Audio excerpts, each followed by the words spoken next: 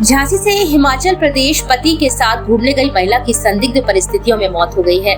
मृतका का पोस्टमार्टम झांसी में कराया गया है। मायके वालों का आरोप है कि पति ने मृतका की हत्या की है। उनका कहना है कि जब वह घूमने गई थी तभी बताया गया था कि उसकी बेटी होटल में अचेत अवस्था में पड़ी हुई है और उसने फांसी लगा ली है। वहीं दूसरी ओर पति ने इन आरोपों को झूठा बताया है। मृतका करीब 34 वर्षीय सोनाली कौशिक पत्नी लोकेंद्र कौशिक थी। उनकी जनपद झांसी में नवाबाद थाना अंतर्गत आतिया तालाब सिविल लाइन में ससुराल है और मायका मोगरानीपुर थाना अंतर्गत नई बस्ती में है। उसके पिता अनिल कुमार मिश्रा एक प्राइवेट कंपनी में काम करते हैं। पिता अनिल के अनुसार सोनाली 4 बहनें हैं और उसका एक भाई है। इनमें सोनाली तीसरे नंबर की थी। सोनाली का पति लोकेंद्र प्रॉपर्टी डीलर्स है।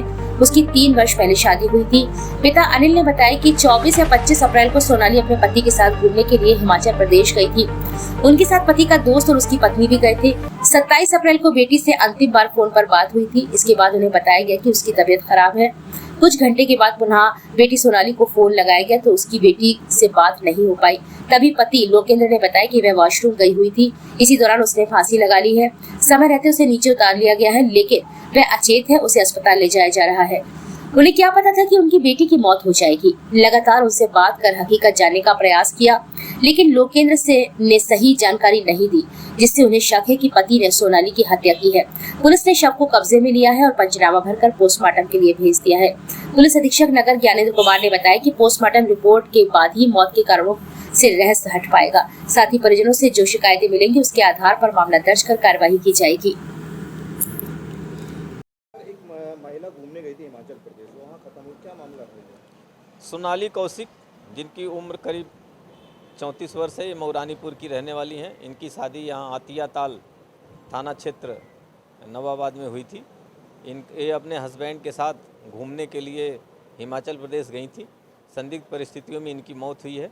पंचायतनामा पोस्टमार्टम की कार्रवाई कराते हुए अग्रिम वैधानिक कार्रवाई की जा रही है। अनिल कुमार मिश्रा। अनिल जी, जो खत्म हुआ वो कौन है आपकी? हमारी बेटी है। कैसे खत्म हुए, कहाँ गए थे, क्या पता चला? ये लोग वैसे शुरुआती तो हमें कोई पता नहीं कहाँ जाने वाले थे, क्या था, लेकिन ऐसी जानकारी मिली है कि 24-25 तारीख के लोग गए हैं। कहाँ? जब इनसे बात हुई हिमाचल, हिमाचल में किस जगह गए ये भी हमें कोई पता नहीं है। हिमाचल गए और वहाँ पे जो है ये जहाँ भी रुके हों जो हो, वहाँ पे ये जो है जो इन्होंने बताया क्या इन्होंने बताया तो कुछ भी नहीं, शुरू से ही गुमराह करते रहे ये। और जब जानकारी ये मिली कि जो है इस तरह से उन्होंने कहा कि जो है अचेत बेड पर रही हो, फिर ये भी बताया कि जो है गले में फंदा लगा करके ये जो है झूल गई। तो इनका हमें ये लगता है इनकी पूरी जिस तरह से इन्होंने गुमराही किया, इनका पूरी फुल प्लानिंग थी, प्री प्लानिंग से इन्होंने इस तरह का काम किया है। लड़की को जो है फंदा लगा के इसने हत्या की है वहाँ पे। ये इसका पूरी तरह से ये समझ में आ रहा है, क्योंकि इसने सही जानकारी कभी दी ही नहीं कि हम कहाँ हैं, क्या कर रहे हैं, क्या लड़की को प्रॉब्लम है, क्या हमको प्रॉब्लम है। जब इसने बताया कि हम लोग को दिक्कत है, आ जाओ, तो हमने पूछा भी कि भाई आपको कोई दिक्कत है, किस तरह की परेशानी में आप हैं, कोई इमरजेंसी है, कोई दुर्घटना हो गई, कोई एक्सीडेंट हो गया तो बताओ। तो बोले नहीं बाकी सब ठीक है। मैंने लड़की का नाम लेके इससे पूछा कि जो है क्या दिक्कत है, सोनाली को दिक्कत है, रोमा को दिक्कत है क्या, उसको घर का नाम रोमा है। तो बोले नहीं रोमा ठीक है, बिल्कुल ठीक है, और हमको थोड़ी सी दिक्कत है। तो हमने कैसी दिक्कत है, क्या है, बोले नहीं थोड़ी सी दिक्कत है। भाई इस तरह से करता रहा और जो है डेड बॉडी लेके झांसी आ गया। लास्ट टाइम आपकी कब बात हुई थी और क्या बताया गया था आपको? लास्ट टाइम हमारी बस यही बताया गया कि सब ठीक है, सब ठीक है। और रात में जब इन्होंने हमको कॉल किया तब हमने क्या तारीख को? उसी दिन 29 की रात को जो है 29 तारीख की रात में, और 2-2:30 बजे की बता रहे हैं वहाँ पे घटना जो भी है अपने हिसाब से। तो उसी समय बात हुई बस। क्या लगता है आपको, क्यों उन्होंने ऐसा मारा होगा? क्या आपको क्यों ऐसा लग रहा है? हमको तो ऐसा लग रहा है कि इनका मतलब कुछ इनकी जो मंशा जो है वो ख़राब रही। इन्होंने पहले प्रताज भी किया हुआ होगा, और इस तरह का चूँकि बच्ची के ऊपर प्रेशर बना के रखा तो उसने कभी कुछ इस तरह का बताया नहीं। ये अंदर ही अंदर उसको प्रताड़ित करते रहे। ये बात पक्का हो सकता है उसने प्री प्लानिंग करके लड़की की हत्या की है वहाँ पर। क्या साल शादी हो गया है? 3 साल। 3 हुआ नहीं, अभी जून में 3 होगा। पति क्या करते हैं? ये रियल एस्टेट का बिजनेस करते हैं। क्या नाम है आपका? मेरा नाम सर लोकेंद्र कौशिक।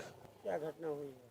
सर घटना ये हुई कि 25 तारीख को मैं और मेरा दोस्त अपनी अपनी धर्म पत्नियों को साथ लेके घूमने के उद्देश्य से, मन को अच्छा करने के उद्देश्य से हम लोग कांगड़ा से होते हुए हम लोग मैक्लोडगंज और उसके आगे नड्डी पड़ता है वहाँ से 3 किलोमीटर दूर केवल घूमने के उद्देश्य से हम लोग गए थे। चूँकि हमारी पत्नी मानसिक रूप से थोड़ी डिप्रेस रहती थी, डिप्रेशन का कारण हमेशा उसका ये रहा कि उसके मन में ये भाव बैठ गया था कि उसके कभी भी संतान नहीं होगी, जबकि उसका ट्रीटमेंट भी चल रहा था और डॉक्टर ने भी ये बोला था कि 6 से 8 महीने में कोई ना कोई रिजल्ट आ जाएगा। बट उसके मन में ये बात घर कर गई थी कि हमें संतान नहीं हो रही है, तो डिप्रेस रहती थी। इसी डिप्रेशन को दूर करने के लिए मेरे मन में ये चीज़ आई कि इसको कहीं थोड़ा सा यहाँ से दूर ले जाएंगे, हवा पानी चेंज होगा तो थोड़ा सा मन इसका अच्छा हो जाएगा। तो 25 तारीख को हम लोग यहाँ से निकल गए थे।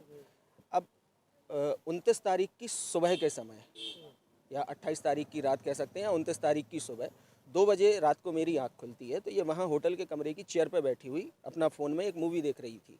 मैंने इसको ये बोला कि अपन को सुबह निकलना है तो अब तुम सो जाओ। तो इसने मुझसे कहा कि नहीं, मुझे नींद नहीं आ रही है। मैं इसके पास गया, मैंने इससे पूछा कि कोई घबराहट हो रही है या तबीयत ख़राब हो रही है या कुछ अगर लग रहा हो तो मुझे बताओ। तो बोली हाँ, मुझे थोड़ी सी घबराहट हो रही है। मैंने कहा चलो कोई बात नहीं, बगल में आ जाओ, लेट जाओ। बोली नहीं, अभी हमारा नूडल्स रखा है, नूडल्स खा के फिर आते हैं। इसने अपना नूडल्स खाया, थोड़ा सा सैलेड बचा हुआ था, वो सैलेड खाया। खाने के बाद आके मेरे पास बैठ जाती है और मुझसे फिर वही बात शुरू कर देती है कि मुझे बच्चा नहीं हो रहा है, इस वजह से अब सब लोग मुझे पसंद करना बंद कर देंगे। वहाँ घटना क्या हुई? घटना सर मैं आपको वही बता रहा हूँ। उसके बाद सर फिर क्या होता है कि ये मेरे से बोलती है कि मुझे घबराहट हो रही है, मुझे घूमने जाना है। तो ये बाहर की तरफ जाती है, इसको मैं वहाँ से लेके आता हूँ, समझाता हूँ, अच्छे तरीके से इसको शांत करता हूँ, फिर मैं टॉयलेट चला जाता हूँ। जैसे ही मैं टॉयलेट से बाहर निकलता हूँ, मैं ये देखता हूँ कि इसने अपने जो सूट पहने हुई थी उसके दुपट्टे से इसने एक फंदा बना के और कुर्सी लगा के मेरे सामने इसने कुर्सी को सरका दिया। तो ये उस पर लटक गई। मैंने जाके इसके पैर पकड़ लिए, पैर पकड़ के धीरे धीरे करके मैंने वो कुर्सी खिसकाई, कुर्सी पे खड़े होके इसको और थोड़ा सा ऊपर करके वो गांठ खोली, इसको बेड पे लिटाया, लिटा के इसके मुंह में पानी वगैरह डाला। पानी डालने के बाद मैंने अपने दोस्त को फ़ोन किया, दोस्त आया, दोस्त ने आने के बाद होटल स्टाफ को फ़ोन किया, होटल स्टाफ वाले आए। चूँकि इसकी स्थिति, इसके जो दांत थे जिसको हम लोग अपने फिट्स के दौरे बोलते हैं, उस स्थिति में ये थी, इसके दत्ती बिल्कुल बंद चुकी थी। तो होटल स्टाफ वालों से पूछा कि यहाँ आसपास कोई हॉस्पिटल, तो उन्होंने मना कर दिया। बस ये बोले कि यहाँ से धर्मशाला बाईपास पे एक नर्सिंग होम है। तो होटल स्टाफ भी हमारे साथ गया। हम लोगों ने इसको अपनी गाड़ी में रखा, होटल स्टाफ ने अपनी गाड़ी लेके वो हमें एपेक्स हॉस्पिटल ले गए। वहाँ पे एपेक्स वालों ने ये कह के कि हमारे पास इतनी फैसिलिटीज़ नहीं है तो आप इसको टांडा हॉस्पिटल ले जाइए। वहाँ से सर फिर हम लोग टांडा हॉस्पिटल जाते हैं। टांडा हॉस्पिटल में इसका वहाँ पे जो प्राइमरी ट्रीटमेंट होता है इमरजेंसी में वो उन्होंने किया।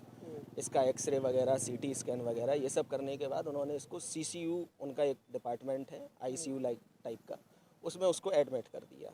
वहाँ एडमिट होने के बाद चूँकि मेरे दोस्त की भी फैमिली वहाँ पे नड्डी में अकेली थी, मेरा दोस्त फिर वहाँ नड्डी चला गया, मैं यहाँ पे अकेला। तो मैंने जितना मेरे से पॉसिबल हो सकता था उतना मैंने ट्रीटमेंट इसका किया। इवन 24 घंटे केवल ये जांच, फिर फ्लोर। कब तक रही? सर ये देखिए, जो मुझे नोएडा में बताया, वहाँ से निकलने के बाद वेंटिलेटर वाली एम्बुलेंस से ही हम लोग नोएडा तक आए थे। नोएडा में जो डॉक्टर ने इनका चेकअप किया था, हम लोग नोएडा पहुँच गए थे तकरीबन रात को 2 से ढाई बजे के आसपास। तो उन्होंने ये बताया कि ये लगभग 1.5 से 2 घंटे पहले तक जीवित रही। और उसके बाद नोएडा में फिर इनकी एक सिस्टर हैं, वो और उनके हस्बैंड वो भी आ गए थे। इनका एक भाई भी आ गया था। मैंने इनके भाई को भी सूचना दी थी, मैंने अपने बड़े भाई को भी सूचना दी थी। क्योंकि इनके भाई लेट इसलिए हो गए क्योंकि उन्होंने 2 ट्रेनें मिस कर दी। मैं उनसे लगातार फ़ोन करके ये पूछता रहा। क्या कहना है लड़की के परिजनों का? वो सर मुझ पे ये आरोप लगा रहे हैं कि ये मैंने किया है। अगर सर ये मैंने किया होता तो मैं यहाँ से झांसी से 1000 किलोमीटर दूर तक, वो भी एक दूसरे की फैमिली को साथ लेके क्यों जाता? उनका कहना है कि आपका भाई वहाँ पहुँच गया, लेकिन नहीं सर, मेरे भाई वहाँ नहीं पहुँचे। जब मैंने अपने भाई को फ़ोन किया कि यहाँ पे ऐसी ऐसी स्थिति हो गई है, तो मेरे भाई पर्सनल व्हीकल मतलब एक रेंट की 4 व्हीलर करके वहाँ से वो पहले दिल्ली पहुँचे। मेरे भाई और प्लस भाभी, अकेले मेरे भाई नहीं थे, मेरी भाभी भी साथ में थी। वो लोग दिल्ली पहुँचे, फिर उन्होंने मुझे फ़ोन किया। तो मैंने कहा यहाँ पे लेट हो रहा है रिलीज़ करने में इसको, डिस्चार्ज करने में इसको। तो उन्होंने फिर वहाँ से बस पकड़ी, बस से वो चंडीगढ़ तक पहुँच गए थे। और वहाँ से जब तक हम चंडीगढ़ आए तो ये चंडीगढ़, मैंने इनसे कहा अब आप चंडीगढ़ ही रुक जाओ, हम लोग आधे से पौन घंटे में चंडीगढ़ पहुँचने वाले हैं। तो फिर मैंने उनको चंडीगढ़ से रिसीव किया। डिप्रेशन का में रहती थी आपने कहा, जी। लगा रही है।